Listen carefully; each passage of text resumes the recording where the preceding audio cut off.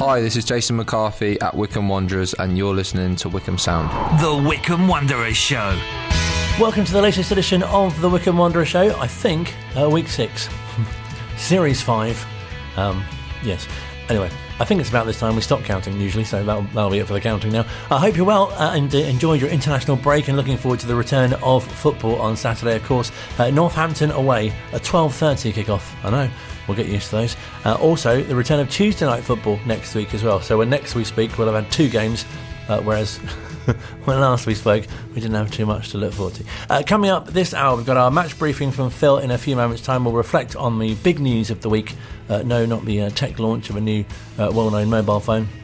That's the 3rd time today I've attempted that joke. I still don't think it's landed that well, but I'll get with it anyway. No, the return of Fred Onyedinma this week. Fantastic news on a free transfer after leaving Luton Town, of course, and helping them reach the Premier League. His 4th spell at Adams Park will be commencing almost imminently, so much to look forward to there. We'll hear from him as well when he spoke to Phil. We'll hear a little later on from manager Matt Bloomfield as he reflects on the arrival of Fred. Also looks ahead to the Northampton game and talks a little bit about the international break and whether the players and himself would have preferred to play. They would have done.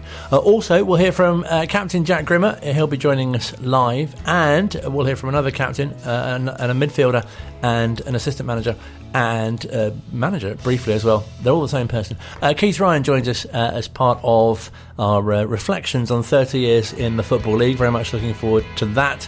Also on the way in the next hour, we'll catch up with the person who won Player of the Match for the opening 2 Wycombe Wanderers Women matches of the season and scored a wonder goal in pre-season against Chesham as well. We'll catch up with Ashleigh Harte later on this hour as well. Lots to look forward to, I'm sure you'll agree. But first, let's bring you the latest with Phil, and of course, as I say, that reflection on the big news of the week. Yeah, the forthcoming of Fred Onyedinma. Really, really exciting signing for Wycombe and Fred and the fans. All round exciting news. Yeah, brilliant to see a player of his quality. His last 8 competitive games were in the Premier League. He had injury problems at Luton last season, was out on loan as well in the Championship for the first half of the season. And then got himself back into the Luton squad. So he's played at the top table of football, which is fantastic experience for him, and that he can bring that back. And when we sat down and had a chat the other day, I said, lots has changed at Wycombe. What's changed with Fred? And he said, older, wiser, better. So stronger, fit. I think we can do the whole Daft Punk song maybe if we carried on. But fantastic to see him talking like that. And we're nearly 10 years to the day since his first ever goal for Wycombe Wanderers. But it's worth remembering as well, this is a guy who's now entering the peak of his career. He's 27, 28 years old. That's the time as an outfield player, you're really in your peak. So Wycombe Wanderers have been hugely excited by Fred Onyedinma in the past. And we've now got the peak of Fred Onyedinma to come, which is super exciting. Wycombe for me is like home. So with me, I'm always going to be hungry, always going to be trying to show my best and just do what I can. You know the gaffer well. What did it feel like when the interest was there and the deal got over the line? Yeah. To be fair, I've spoken to him for a while now, and the way things just came across, it seemed like a perfect thing to do. Excellent. So yeah, I'm looking forward to just getting down and working. And obviously a few familiar faces still around the building as well. We're pleased to see them. Yeah, of course. I saw Jack and G-Mac. And to be fair, there's a few, with Wills and Taff as well. So it was good to see some old faces, some new ones as well. Yeah, there's a fresh feel about the place. Yeah. A new training ground too. It must be nice to be in a different environment. Yeah, it's nice. It's nice. It's closer to home for me as well. But yeah, it's nice. I'm just getting to gist with everything here, so yeah. And fit and raring to go? Yeah, I'm fit. I just want to get to training and just get down to business, really. And big fixtures coming up for Wycombe in the league. Got a big cup tie to come as well. It's a great moment for you to join after the window closes. Yeah, of course. I think this is. I was without a club for a bit now. I just feel like this is the perfect time to just get my head down and just come back home and hopefully play at Adams Park soon. And normally when a new player comes through, I ask them to describe themselves for the fans so they know what to expect. Wycombe fans know you very well indeed. You must be looking forward to seeing them again. Yeah, like I said, it's like it's been a while since I've been back at Adams Park. So, I've always had love for the fans and for Wycombe as well. So I can't wait to play there. And Wycombe fans, obviously, that moment when we got into the Championship, you were so heavily ingrained in that playoff semi-final, winning the penalty, etc. You're already in Wycombe folklore, so you've got a fantastic foundation here. Yeah, of course. Obviously, it's not only me, it's every player, with JJ as well for scoring the penalty. Even there's so many players that took us there, and it's like it was an amazing moment. It was unfortunate that it was COVID and the fans weren't there, but it was such an amazing time in my career. Maybe we could do it again with the fans. Yeah, of course, yeah. And great that he has such a love for the club and the fans, and Wycombe has such a great reputation of players coming back, of course.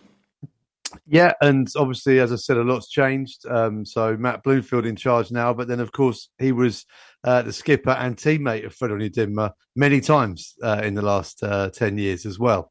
And again, talking to the gaffer the other day, he was saying that he always keeps in contact with people. You never know what's going to come round, what opportunities arise, etc. It's a small world, football, so it's always worth keeping in with people. And he did it with Alfie Mawson, the gaffer, when he was a coach at Wycombe. He's done it again with Fred, and yeah, hugely exciting. And I tell you what, if everybody's fit, I wouldn't want to pick the team. There's real strength in depth now across all positions, which I know the fans are excited about as well. I think the business over the summer has been really solid, but if there were any grumbles, of course there will be grumbles because there's football fans involved, and that's a large part of being a football fan, was that we hadn't quite got a marquee signing. Certainly, I think Fred Onyedinma is that marquee signing as well. And I guess as well with the international break, fans will be especially excited for match action to return this weekend with sort of back-to-back wins prior to that postponement on Saturday. Yeah, it's really frustrating, when the international duty comes round. I think the EFL needs to have a look at this rule because there was only 3 fixtures on in League One. So it was a decimated League One campaign. People complain about the EFL trophy, they're teams that make changes. It makes perfect sense for me. Why don't you put the EFL Trophy group games in the international slots, and then people can still get their fix of Saturday football, and maybe those games may even encourage better attendances as well. But it's great for the players who go out on international duty. Jayden Bartolo getting some minutes and winning a penalty for Gibraltar. Joe Lowe playing for Wales under 21. But we wanted to play the game, even though we'd lost those 2 players. So, look, I think it's frustrating for the fans more than anything else. If you see the fixture list come out, you now have to think, what's the potential international weekend? Someone may have wanted to have their birthday party or their stag do at Wycombe Wanderers or any Football League match going on in last Saturday, and they would have had to maybe think, I'm not going to do that because it's international weekend, or maybe they did do it and then it was all cancelled and they had to find something else to do, which is even more heartbreaking. As ever, the fans are always at the bottom of the thoughts, really. But from a fan point of view, it would have been great to have the game on. Talking to the players this week, I think they would have preferred to play too. I think the gaffer said that as well. So it is what it is, and it's another Tuesday night game we've got to fit in down the line. And with Wycombe doing well in the cup, in the Carabao Cup so far, it's going to cause congestion. But as I said earlier on, we've got strength in depth. It's a squad game, and we have the squad to deal with it. It's a really good point you make, and I'm sure many fans would vote for you to be in charge as well. We've got Northampton, of course, next, who are a team we know well and have a very good record against. Yes, yeah, it's an early kickoff again. Another one moved, but this one early kickoff and nearer, more to the point, which isn't quite so bad as going to Blackpool at 12:30. I think the supporters coach left at 5:30, 6 a.m. from Adams Park to get to that one, so no early start required for Northampton. But yeah, it's been a happy hunting ground in recent times, and already this season winning 2-0 there in the League Cup first round. I'm not sure that's going to have too much bearing on this one. I think it was many changes from both sides. And obviously a few faces have come through the door at Wycombe since that game too, and also at Northampton. So we can't read too much into that, although it's happy memories, of course it is. Northampton they're unbeaten in 3 in the league. They've had some decent results and shown good spirit. They were 1-0 down at home to Exeter and turned it round to win 2-1 in the second half. And even more impressively, I think they were 2-0 down away at Barnsley and came back in the second half to get a point there, which I think was a really good performance. So they've got spirit. I think John Brady's an excellent manager. They played some really, really good football last season in large parts at Sixfields last year. Played us off the park, but didn't really have the cutting edge up top. They've signed Tyler Roberts on loan from Birmingham. They'll be hoping that he can provide the firepower. I also noticed in the League Cup game, they've gone a bit more direct and mixed it up a little bit, which I think in League One and League Two especially, you really need to be able to do that. So it's interesting that they may have gone down that route too. But look, John Brady's a canny manager. This is going to be a really tough game. But hopefully Wycombe can continue in that decent run that we had before the international break. Enjoy the game yourself. Brilliant to speak to you. Will do, Colin. Thank you very much. Great chatting to Phil. Don't forget, of course, the whole match live here on Wycombe Sound and on Wanderers TV, where on Wanderers TV you can also hear the full chat with the returning Fred Onyedimna. Great to have him back at the club for his 4th spell after 3 previous occasions at the club. Of course, touching on that fantastic goal against Fleetwood and, of course, doing so well in the playoffs as well. Also on Wanderers TV, you can hear a first interview with deadline day signing Shamal George as well. He, of course, a new goalkeeper for the team. Approaching quite a busy fixture list, of course, in September. We had a lot of games in August, we mentioned last week. There were 8 in total, of course, and quite a few in September. We've got another cup game on Tuesday, and then, of course, a week on Tuesday, it's the visit of Aston Villa in the EFL Cup 3rd round, a repeat of the 2005 tie at the same stage of the competition. Hopefully not the same outcome, though, where, of course, Wycombe were 3-1 up in the first half. And then, we heard John Gorman last week, didn't we, say that a refereeing decision essentially turned the game. And it was, of course, an 8-3 defeat to the home side. But also, something which appears to have happened. If you were listening a couple of weeks ago, you'll know that Phil mentioned that story and mentioned John Gorman talking about the fact that it was a refereeing decision in the second half that turned the game, not to do with the players that came off the bench at all. And then the following week, we had John Gorman on the show, continuing the pattern this week. Last week, we were chatting in depth about Wanderers TV, and Phil talked about some of the great features that are there, including a brilliant chat with Captain Jack Grimmer, who young superfan Holly spoke to. So continuing that theme with people who have mentioned the previous week and then come on this week. This will be interesting to see who gets mentioned this week and they'll be on next week. I'm very pleased to be joined by Captain Jack Grimmer. Thank you so much for your time and great to chat to you. Yes, always good to chat to you, bud. How are we? Yeah, really good, thank you. And yourself? Yes, very good, mate. Can't complain. I've been taking a masterclass in speaking to you and understanding your preferences. So if it's all right, we'll just chat about whether you have pets and how many tattoos you've got and that sort of thing. Yeah, it was definitely one of my more light-hearted interviews. I think. It was brilliant. I think they came up with the idea. Holly's been around for a few years now, and I think it's brilliant to get different fans involved, and especially kids. Just that other kids might see that and absolutely love the fact that Holly got to interview me. So I think we're pitching something now with maybe some of the other boys' kids can interview them. I'm sure that would get a few laughs as well. No, absolutely, it was a really good idea, and I think fans really enjoyed your chat with Luke Leahy as well, especially identifying when each other's birthdays were. Exactly, yeah, and I think it's it's definitely that kind of stuff that probably makes the fans feel a lot closer to us players, and I think it's. I do keep saying to Phil and Sess about, getting that more things like that, because I think it only opens doors and it only opens avenues. And, I think footballers, not so much at our level, but at Premier League level, they're probably untouchable at times. And, I think the more that we can bridge the gap between fans and players, it's going to be a good thing for everyone involved, I've no doubt. We've spoken so often on the show as well about how Wycombe is such a great club like that. As fans come before and after the game and get the chance to have their photo taken with the players or just chat to them generally, and the players are so sort of forthcoming with that as well. Yeah, absolutely. And it was actually speaking to Holly's mum Kim, and she was saying that one of the biggest things for the kids is, because I think players get, and fans rightly so, it's all about winning and losing.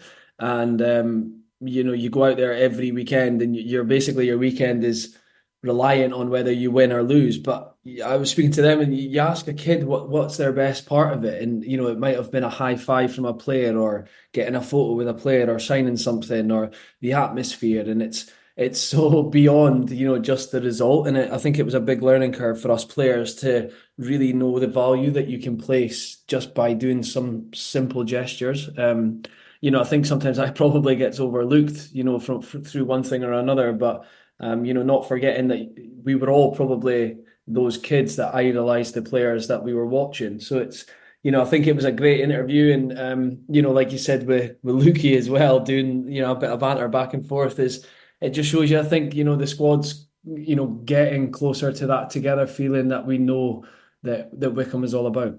No, it's really good to see, and there is a possibility perhaps that you may end up with a dog yourself, depending on your wife, by the sound of it. Yeah. She, to be honest, seen it for the first time and loved it as well. But instantly it was like, right, well, if all he says we can get a dog, then we can get a dog. So I'm still sort of fighting my best defence on that one, I think. and on a slightly more serious question, we were talking to Phil a short time ago as well. Brilliant to get a player's eye view on the international break, because he was saying that many of you obviously wanted the game to go ahead, and you're obviously building up a bit of momentum as well with the couple of great results and performances. Yeah, absolutely. That, I think the players, like you said, wanted the game to go ahead. I think momentum is a hard thing to get in football, and a hard thing to stop. So I think we'd started to build that. I think even though the losses against Wrexham and Birmingham, you see where they are in the table, and just how strong a start to the season they've had. So by no means have we sort of slipped up in any of those games. I think the performances were okay in those games, and had subtle things going our way, they could have been different. But I think, like you said, with the last couple of results have been very good, and we started to, especially in the cup, started to keep clean sheets, which was a big thing for us, because we conceded 2 in each of the games so far in the league. But it was a nice thing that we did want the game to be called off, but getting the weekend off just as a sort of a break, especially with 7 pretty intense games coming up, is something that we can hopefully look back on that it was a positive. And of course, the big news of this week is the returning of Fred, and obviously you're one of the remaining teammates that he would have had on his previous visits. Yeah, absolutely. Yeah, it was great to see him in at the training ground this week. It was something that had been bubbling, I think, been below the surface for quite some time, given the relationships that he has with the club. I think he's under no illusion that he can hopefully come here and perform to what we all know he can. Luton were in the Premier League last year and trusted him on a good number of occasions to to play for them. So I'm sure if he hits that sort of form for us, then we'll be one very lucky club, to be honest. He's in a great character as well, a nice guy to have around the building, and it was nice to be reunited with him for about the 3rd time, I think. So it was all good this week. And so many of the summer signings, we'll hear from the manager later on in the show, but they seem quite sort of typical Wycombe signings, don't they? And quite easy to integrate, I imagine. It has been very easy, actually. I think it's sort of been one, a test of the club, and 2, a test of the players coming in, the personalities that we've acquired, because I think it was, we're pushing probably 10, 11, 12 signings for this window, and I think we've averaged that over the last few windows. So to try and integrate them has normally, I think, would be tough, but I think it goes a long way to the gaffer and the recruitment, that the kind of personalities that we're getting in have sort of fitted in seamlessly. And already, it feels like some of these players have been here past this summer. So, the quicker that everyone can bed in, the better for everyone involved, and hopefully everyone hits the ground running. And next up, obviously, a lunchtime trip to Northampton, a team that you faced recently, of course. But I guess, as Phil mentioned, that won't have too much bearing on this game. It'll be a very different team, and they've been unbeaten, of course, since. But what are your thoughts on the 12:30 kickoffs, of course? How are you adjusting to those? Yeah, absolutely. I think, firstly, Northampton are a strong outfit, and I think you're right when you think it'll be different to the cup game, because I think both teams had made changes, and I think we are that team that can make changes, and our performance levels don't drop. I think our squad is extremely strong. So even when we make sort of 6, 7, 8, 9 changes, I think it never weakens us. The gaffer's done well in accumulating such a strong squad, but The 12:30 kickoffs will be interesting. It's it's weird because you're used to waking up on a Saturday and having breakfast and then having like a bit of a lull where you just don't do very much for a few hours until you go to pre-match. So I personally don't mind it. I prefer just getting up. You have pre-match and then you go to the game and then all of a sudden you're at the game warming up and then kickoff happens. I prefer it a lot more because you're just sort of up and out and ready to go. But it's only good for the league, I think. More games on TV, more exposure for the league. I think you've seen, already with Birmingham spending the money that they have, that the league is already getting that exposure, especially with Wrexham in it as well. So it's great for the league, more games on TV, and hopefully more money for the clubs and everything alongside that hopefully brings positive signs for the future. If you do get a dog, of course, they need walking quite early as well. Well, exactly. Yeah, I won't be able to take part in the early kickoffs if I've got a dog. So that'll be my sort of battle against my wife. Is that she's been ever so slightly on me for getting a dog after Holly requested it. But yeah, exactly that. It's holidays will be very different. There'll be all sorts of limitations.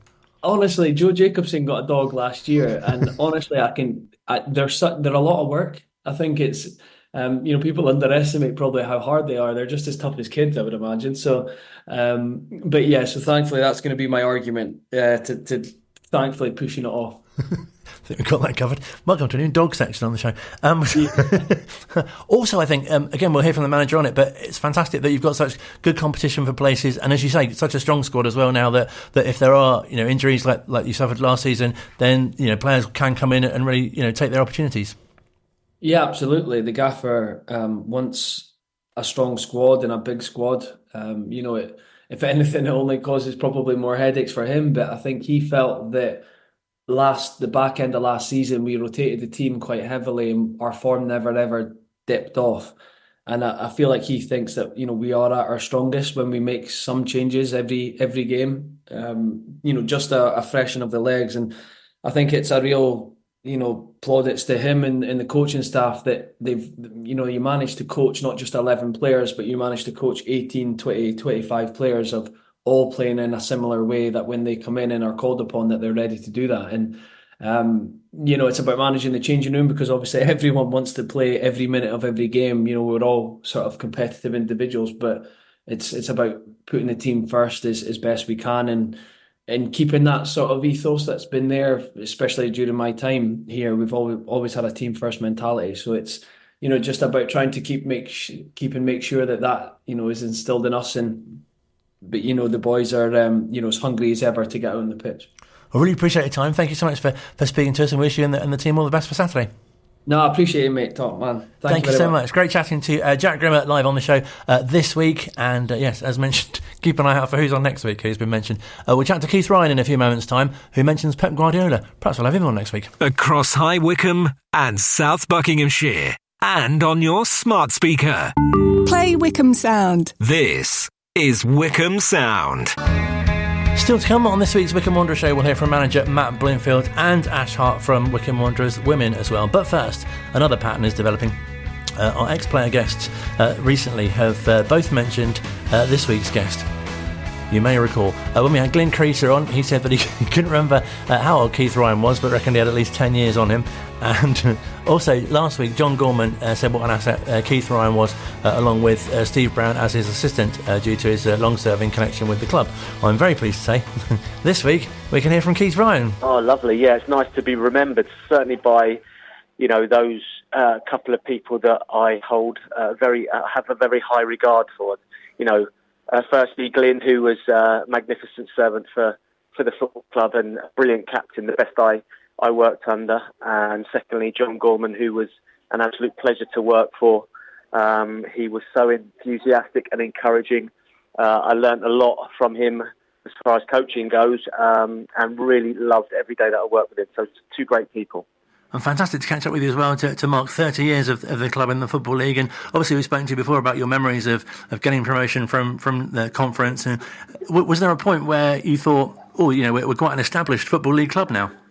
Yeah, I think once we bounced straight from the Conference League through to what is now Division 1, I felt that was probably just rewards for all the hard work that all the lads have put in over the time, and certainly Martin O'Neill. I thought there probably would be a plateau at that stage, but yeah, I honestly believe while I was playing at that football club that we'd achieve championship status. It didn't quite happen, not for the want of trying. And then I think the impetus fell off a little bit because we suffered from what the Liverpools of this world have suffered, and Manchester United, Arsenal. When top managers leave any football club, it's difficult to recapture that. And we struggled for many years to get back to the sort of levels that we played under Martin, I believe, anyway. And the shame of it was we didn't actually quite make the championship in my era. But more recently, Gareth Ainsworth's achievements to get Wycombe Wanderers into the championship was outstanding, a brilliant achievement. And fantastic so early on as well to get those back-to-back promotions as you did after winning that promotion to the Football League. Yeah, we were on a wave, really. We had some good players, really, really good players, and we had a connection, a team spirit, and a never say die attitude, which can take you a long way. There were certainly at times technically better teams in the league, but no one could match us for team spirit and will to win. So, even in the modern era, I think that still has to be drilled into the players, and certainly the people that are achieving year after year are the ones with endless ability, no doubt, but a real passion to try and win games of football. And I think that's why people like Pep Guardiola are really keen to test people's mentality. The willingness to go the extra mile to win championships and trophies. Yeah, it's a real good quality in a player, and we have it in abundance. And even people who aren't from the town seem to have such an affinity for Wycombe, I think, because of their, the rise from non-league and how well they've done on certain occasions. For example, at Villa Park against Liverpool and playing Chelsea and Tottenham and other teams like that.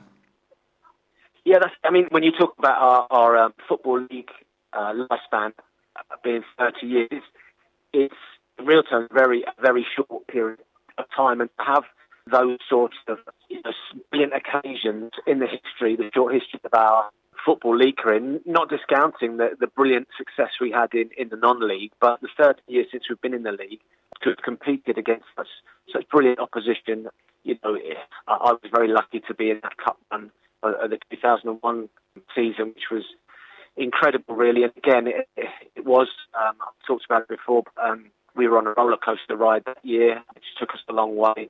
Again, some really good quality players. To have achieved that semi-final was incredible. I think we play Villa, don't we, in the cup very, very shortly. It's brilliant to be pitting stuff against the top level teams, and with such a wealth of riches at their disposal to challenge with these other. As you say, that draw against Villa must really sort of take your mind back to 2005 as well, as John said last week, when you were among the coaching staff and really sort of pitting your team against such a big side as Villa, and to go 3-1 up at half time as well. Yeah, that was. I don't know how much you touched on that game, but it was a crazy game of football. Yeah, to go 3-1 and see all the Villa fans walking out from behind the goal was crazy. And then as is John Gorman. There was no, not even one thought of backing down from attack. That was his style. That's what he wanted the players to do. That's what he loved watching. That's why, some of the games that we played on John was so entertaining, because there wasn't much thought about defending a lead. And unfortunately, in that game, they started pegging us back, and it was once they got on a roll, it was really, really difficult to counter that. So, unfortunately, we ended up losing the game. But again, what a brilliant night. Great for the fans. The celebrations behind the goal when we were scoring goals. I think I might say Nathan Tyson did a good night that night. And, again, great memories. And also, great news this week that Fred Onyedinma is returning for his 4th spell at the club, and so many occasions that you can think back of the players that have returned after being away, which shows what a special club it is. Oh, well, you've hit the nail on the head. There's no prize that players make their way at Wycombe Wanderers, because it's a really welcoming club. Go and find their feet at better levels, and maybe higher levels, not clubs, but higher leagues. And then at the end of their career, they look to come back to the safe place, a welcoming, warm atmosphere that is Wycombe Wanderers and Adams Park.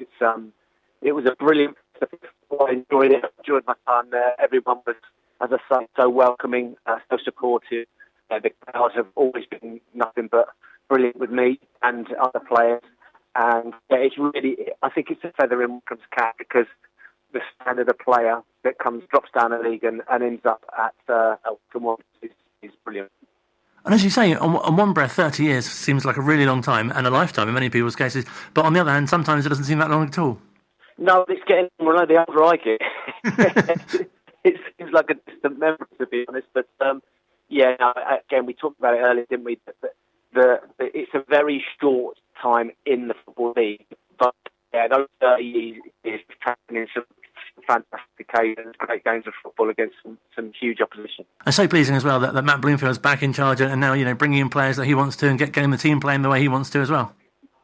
There you go. He's a great guy. I know Matt very well. He was a young player when I was just finishing playing and starting on my sort of coaching career. Again, he left. He had his brilliant footballing career, and then went off to find his way in management. And a quirk of football meant that he came straight back after about 6 months elsewhere. So, and it's good to have him. I always like at every club to have, a passion for the club they're working for, and certainly Matty has. He eats, sleeps and breathes with the Wanderers Football Club, and he will do everything in his powers to make that club successful. I'm sure of it, because he's a conscientious guy and he knows his football. So, it's brilliant to have him back. And something that really stands out, obviously, as a celebration, I know last year at the ex-players dinner, seeing you all on that table, and it must have been so fantastic for you. And I know that you keep in touch regularly with that sort of group, and for you to reminisce and what you've all went through together. Absolutely. I said this to John Taylor, who runs the Ex-Players Association, himself and John Bignall and Hutchie do a brilliant job to drag everyone back from miles around to celebrate the history of Wycombe Wanderers Football Club. They do it so well, and it's especially special for me because I played there for so long, and there's so many old faces that I see at those dinners.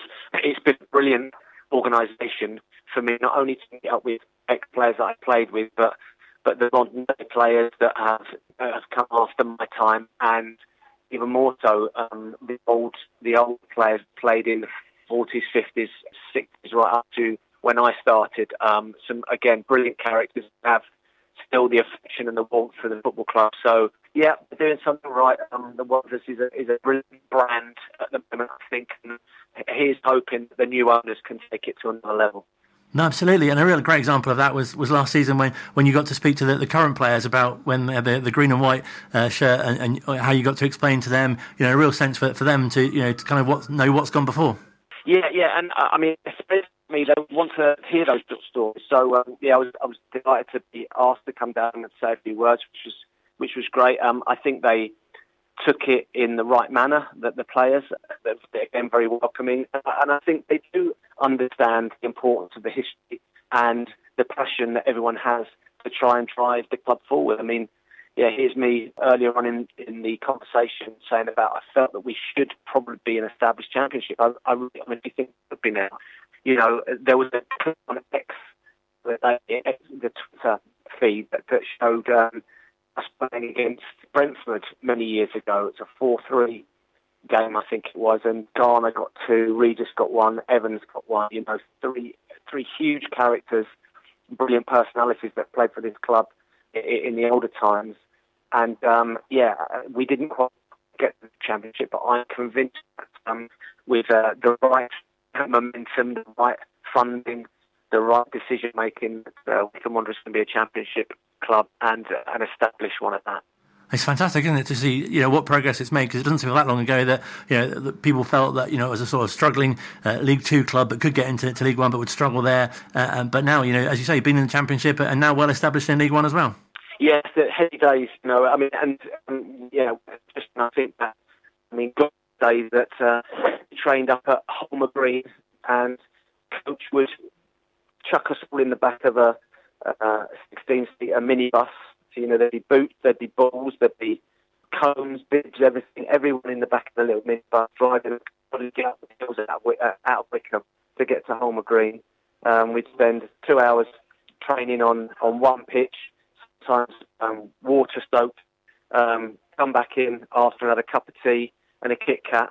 I mean, now they're training at Harlington, a state-of-the-art training facility with all number of suites and as in sort of massage places and gym equipment and everything. So yeah, certainly I feel as though we did our bit to promote the promote the team forward, and now it seems like the infrastructure is there for them to get. But not a Kit Kat in sight, unfortunately. It's a shame, isn't it? Yeah. What's wrong with a Kit Kat now and then?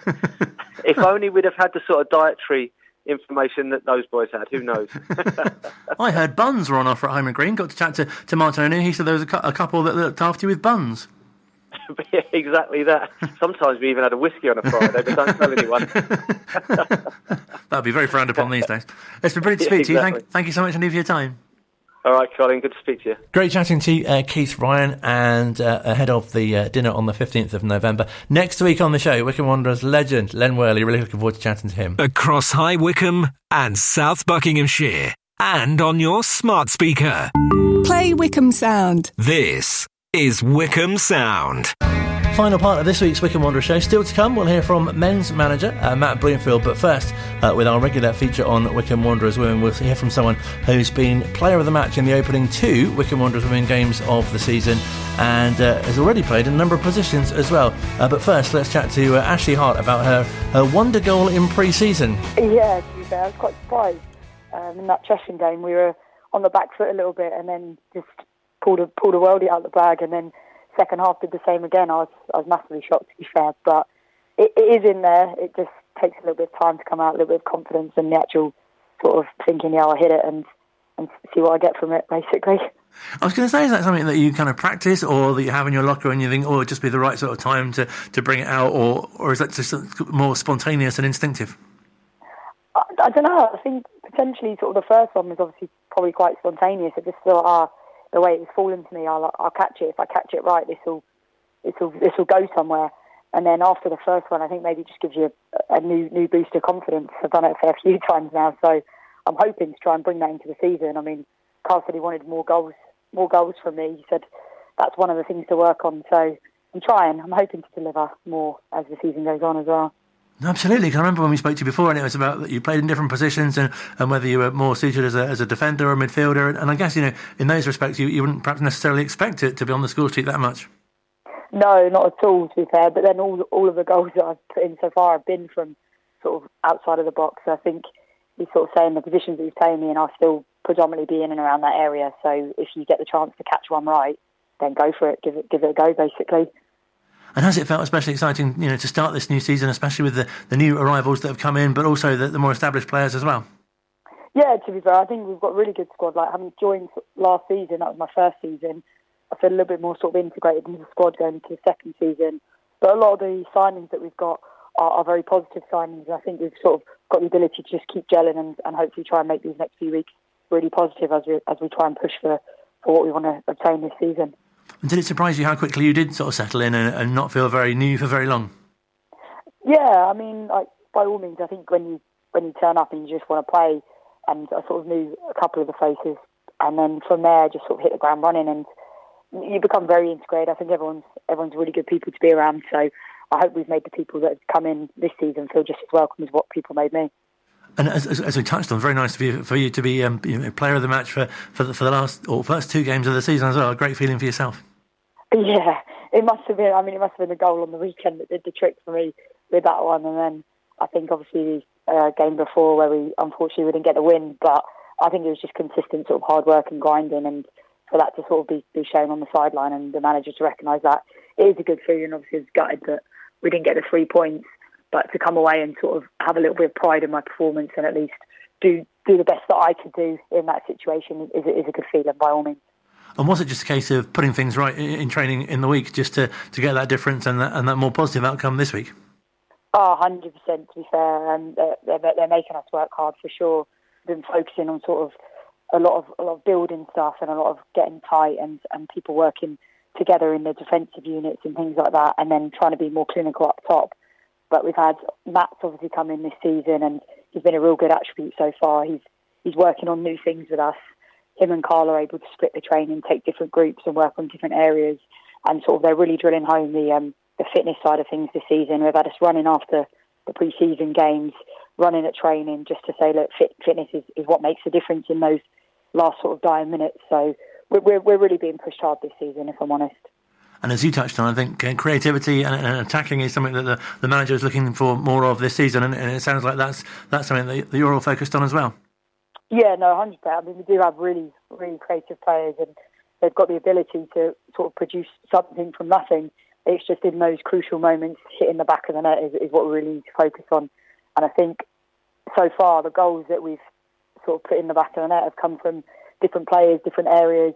And that's also really good to see, because we're not piling that pressure onto our attackers or our wingers and saying we need goals from you. Obviously we do, but also other people are able to put the ball in the back of the net as well, which is a really good feeling. We're pushing really hard. I think we always want to win, as does anyone, but I think everyone that's come in this season is massively focused. It's been driven home to them. This is the season. We've got to produce big things. We've got to show what we're about. So everyone's really sort of working hard and fighting to be that 11 on the pitch or in that squad in the week, and sort of pushing to get their place in the team. And I guess it's quite difficult to know sort of what to expect from certain opposition as well. For example, Portchester were a sort of unknown quantity, and other teams in the division this season as well might have quite different personnel to last season. Yeah, 100%. I mean, I think the Portchester game being our first one was a real big unknown, but also probably the wake-up call that we potentially needed that early on in the season. Just to you can't take anything for granted just because they've just joined the division. That doesn't mean that they're not good sides. They were very well organised and they played really well, and they were the better team on the day, unfortunately. So I think that was a real big wake-up call, and to have that so early in the season from a team that we knew nothing about sort of hits home a little bit and tells everyone sort of fix up. You've got to improve, and we've got to deliver more than what we were doing. And Ascot Next, of course, who've been real rivals to the team in recent times. Yeah, I mean, 100%. Sunday's a really big game for us. Arguably, probably one of our biggest of the season, aside from the cup games and stuff that follow. It's one that we really want to sort of hit the ground running with, and going into that with a sort of newfound confidence that we had off the back of the game on the weekend. We've been doing a lot of things right, tidying a few things up at training this week, and then really ready to hopefully put on a good game on Sunday and hopefully get the win that we hopefully should deserve. And of course, I'm sure, as players, you only focus on the next game, but it feels like the FA Cup game is not too far around the corner as well. And I remember speaking to you last season, just before another cup game, and must be fantastic motivation to want to go far in those competitions. Yeah, 100%. I mean, they always say it's one game at a time, week by week, we take things, but everything's obviously looking into the longevity and the progression that we can obtain this season. And if anything in the FA Cup's important. You win a game, you keep progressing. That's a lot better for the club. It's a lot better for its status. It's a lot better for it financially. And there's big things expected from us. So ticking over week by week, and then when that game finally comes around, we'll have to be bringing our A game for sure. And there must be a real sense of pride both for yourself and the rest of the team as well. Each time you go out, knowing that young girls are looking up to you and what you're doing. As I'm sure players at high level are inspiration to yourselves. Yeah, I think obviously the merge with the foundation this season has been really good, and that's really promising for even more so for the younger players coming in. We've had a lot of under-18s that were playing last season, and they've moved up into our reserve/development squads, and then we've got new players coming in into the 18s. So there is a constant cycle of footballers coming in, and it's a real sense of togetherness that people actually want to play for the club, and they see longevity at the club. So if we can get it to a place that they want it to be and keep progressing tier by tier, we can hopefully sort of create a bit more of a legacy than that's already started going. And it's obvious from watching the team play, you get so much enjoyment out of it and the competition, and it's a real sort of release, isn't it, on the pitch for you all to be competing? Yeah, I think more recently, off the back of the goals on Sunday and stuff, there's been a real sense of pride, a real sense of celebration. Everyone's really buzzing to be there, and everyone's really happy to be working hard for each other and working hard as a team. So that sort of togetherness is there straight from the off. So I think it really does help as we look to push further. It's a mindset thing. You've got to work hard, keep grinding until the very, very last minute. Nothing's ever done, even when you think it's done. And I've sort of been saying to the girls last week, I think I said, we're starting a game. Every challenge that you go into, that's not a 50-50. Think of that as a 60-40 in your favour. You've got to back yourself always. And as long as you back yourself, then then everything else, the hard work, will tick over and we should get the results that we deserve. And how do you balance sort of the football with what you do outside the game as well? Because obviously you're training twice a week and playing at a weekend as well. It must be quite a sort of commitment with the football and also your sort of outside life as well. Yeah, I mean, it is busy. You've got your working life, you've got your social life, you've got your football life, but also you can kind of combine that all together as well. Football is a social aspect. We enjoy doing it. It gets you sort of that release away from everything. And you just go and clear your head, do what you really enjoy doing. So as much as it is a big commitment, it's also one of the best things to do, because it gives you that sort of sense of release, and you really want to be there, and we all want to be playing. So I think it's not that much of a huge ask to commit to amongst everything else going on when you're really enjoying yourself and getting the results that are sort of putting you in a contending position to get what we want to achieve. I think doing these sort of chats as well, it's really nice for fans as well to really kind of get to know the players a bit more and find out what you do when you're not playing it in sort of work, in times of work and downtime, and what you like to do to relax, that sort of thing. Yeah, I think obviously the more you put that stuff out there, the more you get a sort of fan following, and the more that we can look to sort of progress, put ourselves on the map, get more awareness out there, and just show people what we're about, because it doesn't really sort of stretch that far in terms of what people see and how much people know about you. So sort of pushing the social media side of things, having these types of chats, it's really good just to show what we're all about.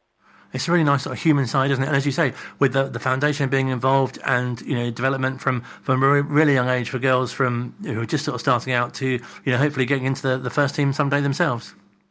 Yeah, I mean, if they can sort of look at us and think that's where I want to be, or that's where I want to progress to be, with a view to sort of staying at Wycombe and helping Wycombe to progress, or if they want to keep pushing higher and keep climbing the tiers, I think it's a very good stepping stone, and it's a really good pathway for people to come in.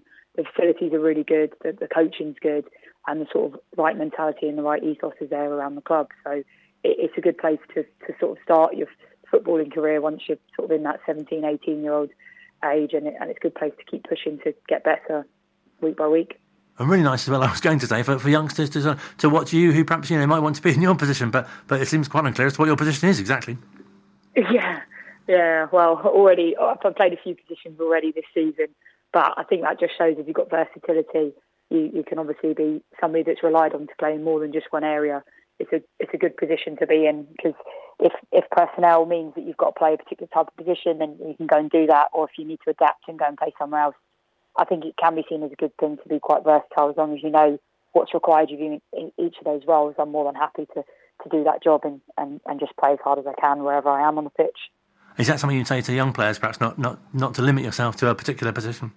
Yeah, 100%. I always say to people, sort of, if you're put in a position that you don't necessarily want to play, or you are training in a position that's not your position, do everything that you can to show you that you potentially could make that position yours.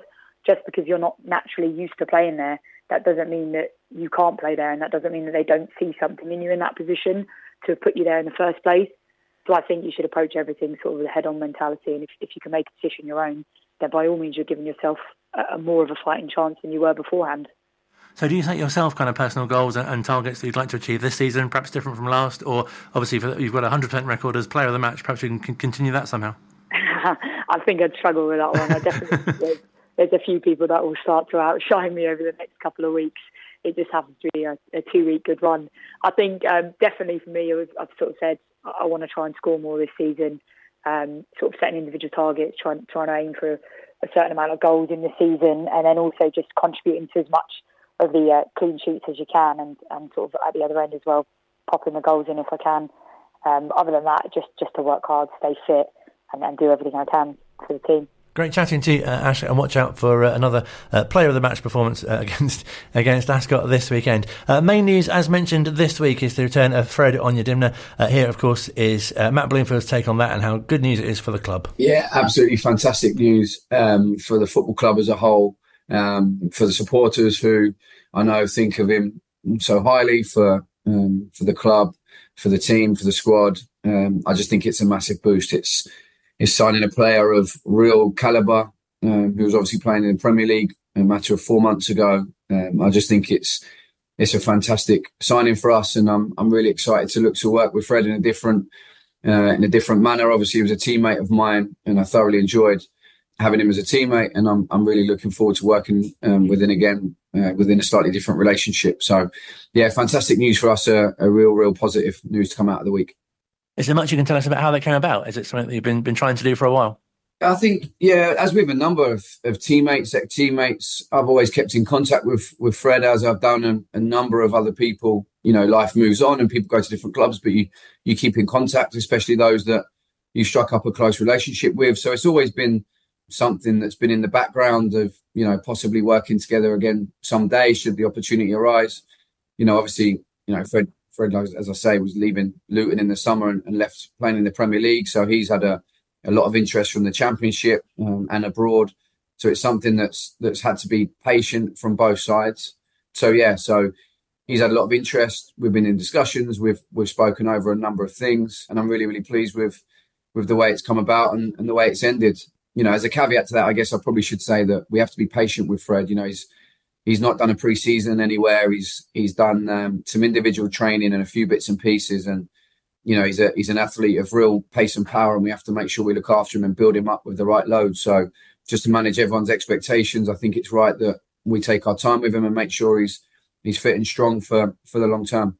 And another great advert for the club as well, in that even in your time as well, you know, there have been so many great examples of players that have come back.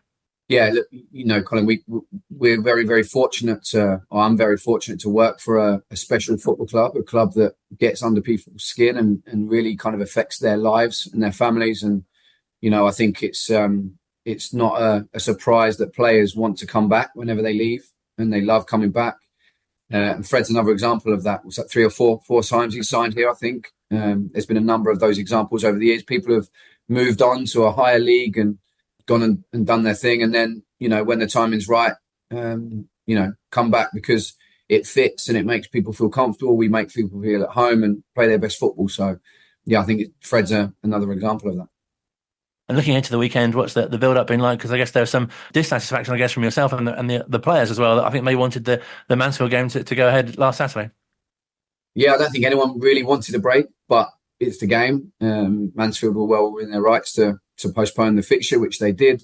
So, yeah, well within their rights to do that. Obviously, for us, we would have preferred to keep rolling in the games. But, you know, every cloud has a silver lining. We've, you know, had a huge amount of time on the training ground. We've obviously had some new faces that we've been needing to integrate as well. Even going back to, you know, Cam Humphreys, Aaron Morley, who only had brief training spells with us before the 3 games they participated in, or only 2 for Azza because he was cup-tied.